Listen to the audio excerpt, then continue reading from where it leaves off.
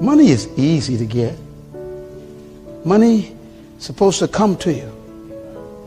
So if it keeps moving away from you, it is telling you something you can't manage. I'm serious about this. Let me show you some scriptures here. Because God does not encourage waste. And that's God's problem with most of us. We don't manage. We waste things. I put it to you this way. The reason why God created tithing has nothing to do with giving God money. Can I say it again? Just for the CD purpose? Tithing has nothing to do with giving God money. God doesn't need nothing from you. You couldn't even give God nothing. Everything on the earth already belongs to God. He don't need nothing from us. So when God sets something up, it's not because he needs it.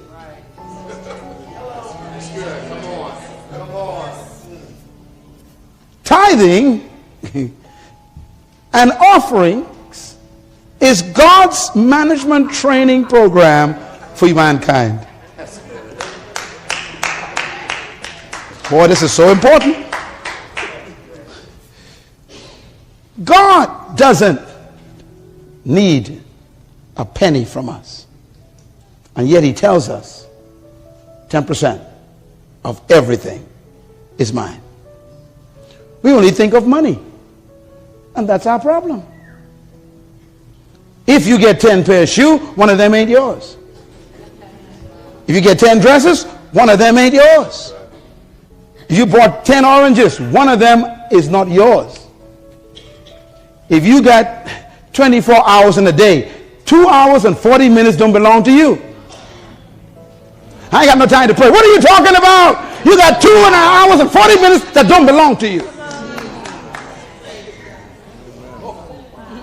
You're a thief every day when you don't use those 2 hours and 40 minutes for God's purposes. You are a thief. A tired thief.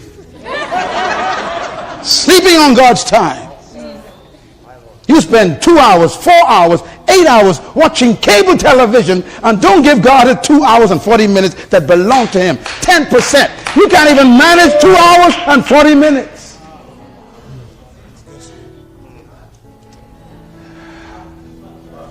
You're trying to get money. It ain't money ain't your problem. Management is your problem. God could any time of day command you to give the dress away in your closet. One of them ain't yours.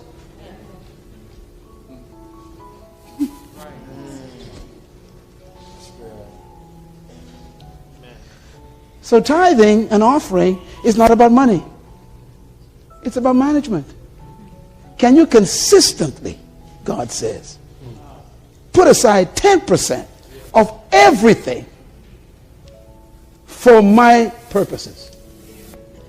That's tithing. Can you consistently? Now, let me tell you something. Listen to me. 100% of everything belongs to God. What did I say? 100% of everything belongs to God. No. Say it again. What did I say? 100% of everything belongs to God. Okay. So, God blesses you with a paycheck of $1,000. How much of that belongs to God? Okay, you're doing good. You're the smart. Now, how much did God say to put aside for his work? 10%. How many is left? 90%. Which one does belong to God? Ah, you're getting smart. Okay. All right. So then why would God, if he owns all 1,000, want you to put aside 10% if all still belongs to him? Why? Because it's not about the money. It's about your ability to put it aside. Your will, your control, your discipline to put it aside. He's after your discipline. Wow. If you can manage the 10% properly, then he is happy to trust you with the 90% that's left. But because you've been unfaithful in the 10%, you keep losing the 90%, so you end up with no percent. That's why you're broke. And so you tell God, I can't pay tithes this week. Things tough. We're in crisis right now, God. You got to figure this out. Things too rough. And God is saying, what are you talking about? Your salvation is in the tithe. Come on, come on. Wow.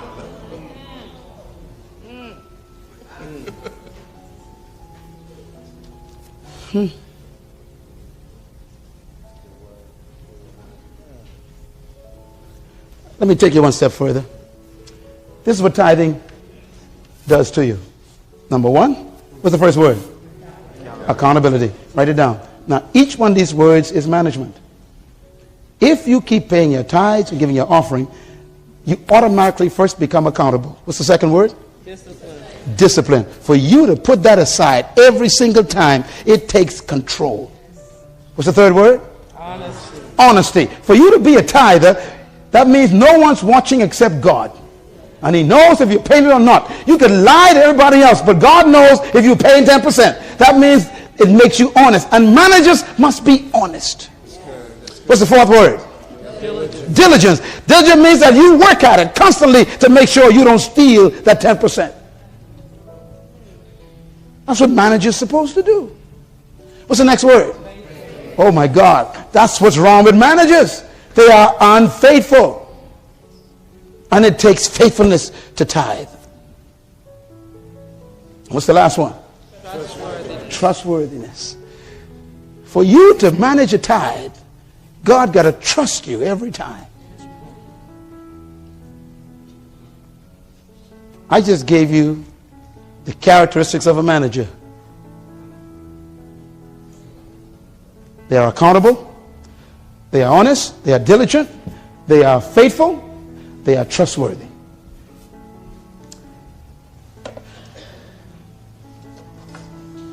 Jesus one day showed top-class management.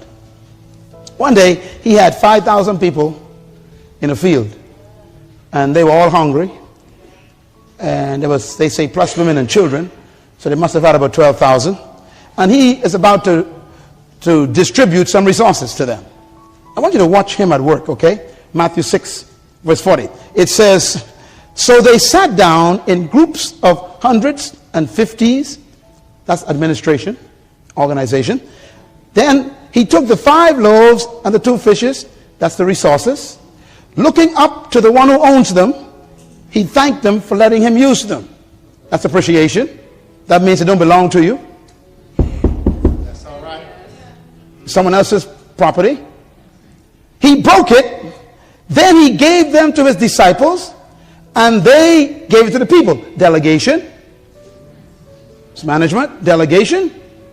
Watch him. He also divided the 2 fish among them all, and they all ate and were satisfied. That's customer service. Give God a hand for good customer service. All were satisfied. Now watch his management kick in. It says, and the disciples, he told them to pick up every crumb.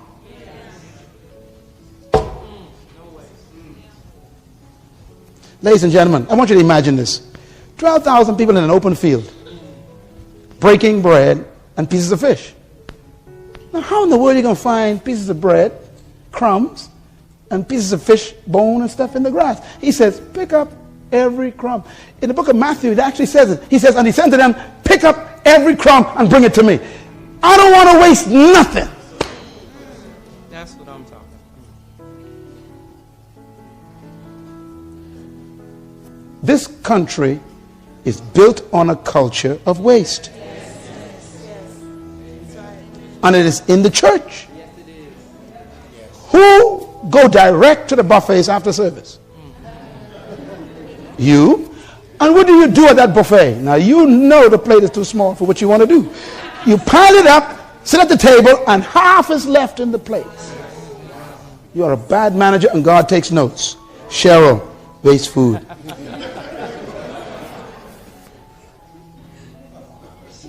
That ain't funny. He made them pick up the crumbs. It was not the crumbs that were important. It was the lesson he was teaching. You don't waste the crumb.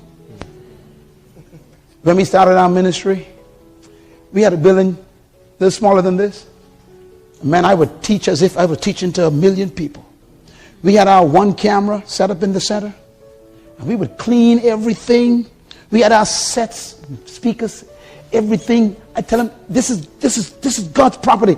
No paper in the bathroom. I said, don't call no janitor for nothing. If you find it, fix it. Why? Because God's watching us. And if he can't manage this little building, that ain't ours, he'll never trust us with one of our own.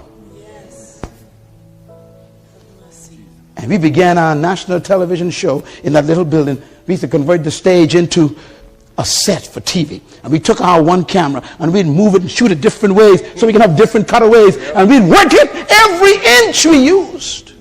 And our program became the #1 program in the country for 10 years. And when folks came to see where we shot it, they went into shock. Did you shoot it here? Yes, sir. We thought you had a big studio. No, we don't. We got a big mind. Give God a hand for management. I remember when our prime minister came to be a guest on our show. He had to come to a little shopping center. All the police and all the guards. And he came walking. He says, Brother Miles, is this where you... I said, yes, sir. This is it. This is the studio. He said, I thought you had a big place. I said, I got a big mind. He said, you manage this well. And there was the head of my country sitting in that little building on a stage for 1 hour, interviewed by me. And that show became the highest viewing show in the country's history. From a little place that we managed. Today, we built the largest meeting place in the country. We own it. We have block-to-block property. The whole block is ours. We own 57 acres on the beach. When you are faithful over another man's property, God will give you property of your own. I want to say to Grace Church, make this as if it's yours. God's watching you. He's watching how you park your cars in the people's parking spaces. He's watching how you handle the bathroom and the tissue on the floor. He's watching how the kids write and mark. So he's watching everything. Can they handle the big times God is watching for? Can they handle the big times? It's management.